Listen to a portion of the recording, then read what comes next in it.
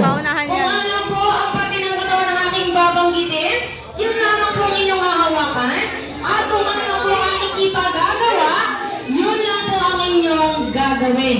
At pag sinabi ko naman pong baso, mag-uunahan kayo sa pagkuha ng baso. Ang pinaka